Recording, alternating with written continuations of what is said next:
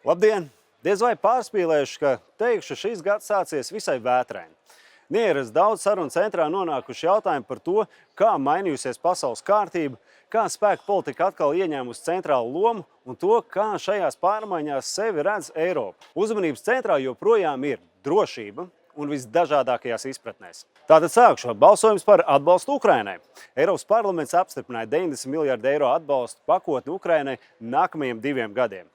Mēs mēdzam reizēm pārspīlēt lēmumu nozīmi, bet šis tiešām ir eksistenciāls jautājums. Tas burtiski izšķirs to, vai Ukraina spēs funkcionēt kā valsts, nevis tikai turēties frontē.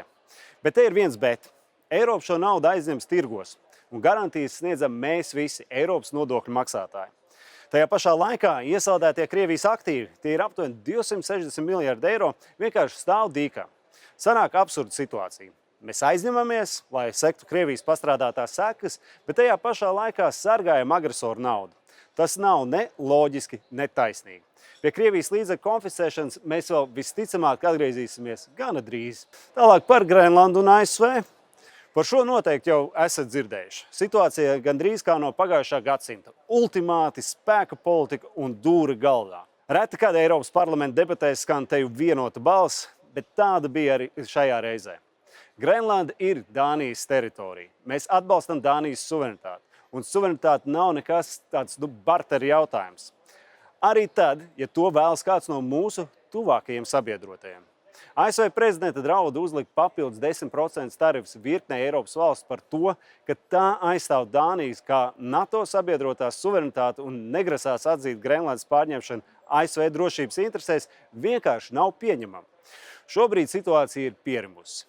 Tarifi ir apturēti, bet ir arī mācības. Ja Eiropa nerādīs stingru mugurkaulu, spiediens turpināsies.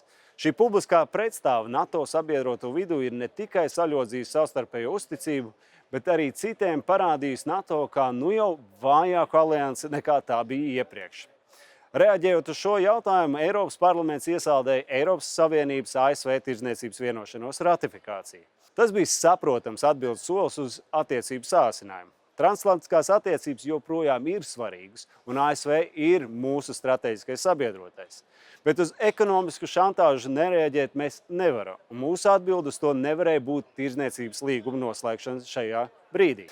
Tālāk par notikumiem Irānā. Eiropas parlaments pieņēma rezolūciju par represijām un vardarbību protestu apspiešanu Irānā. Nogalināt tūkstošiem protestētāju, 10 000 aizturēto. Režīms sistemātiski vajā, spīdzina un izpilda nāvessodus. Jau 4. reizi šajā sasaukumā parlaments aicina Irānas revolucionāro gardi atzīt par teroristisku organizāciju. Jo tā ir teroristiska organizācija. Tā notur režīmu pie varas ar vardarbību. Tā eksportē terorismu, atbalstot Hamas un Hezbollah, destabilizē reģionu un turpina apgādāt Krieviju ar šahedu droniem. Pretstatā sankcijām, kur aizliegums attiec tikai uz sarakstā iekļautajām personām, šis padara revolucionāro gvardi kā struktūru par kriminālu draudu. Padome, kavējoties to darīt, apdraud arī Eiropas drošību. Nevienreiz viena revolucionārā gvarda savas aktivitātes ir izvērsuši arī Eiropā, vēršot tās pret Eiropas iedzīvotājiem. Nobeigumā Mercosur līguma nodošana tiesai. Ar tikai 10 balsu pārsvaru Eiropas parlaments nolēma nodot Eiropas Savienības un Mercosur līguma izvērtēšanai Eiropas Savienības tiesai, faktiski to aizkavējot vismaz uz pusotru gadu. Laikā, kad Eiropas svarīgas jaunas iespējas un jauni tirgi, kad vēlamies būt ekonomiski spēcīgāk un konkurētspējīgāk, šis lēmums ir tieši pretrunā ar mūsu mērķiem. Runa ir par 260 miljoniem patērētāju lielu tirgu un strateģisku ietekmi reģionā, kurā konkurence tikai pieaug. Pozitīvi gandrīz visi Latvijas deputāti balsoja pret šo soli. Tagad izšķiroša loma ir padomē, kur vēl ir iespēja sākt līguma pagaidu piemērošanu vismaz tirdzniecības daļā. Ja patiesi ir teiciens, kā gadu iesāksi, tā to pavadīsi, tad esam gatavi, ceru, ka ne ļoti trakam, bet ar izaicinājumiem bagātam gadam, tiekamies nākamreiz.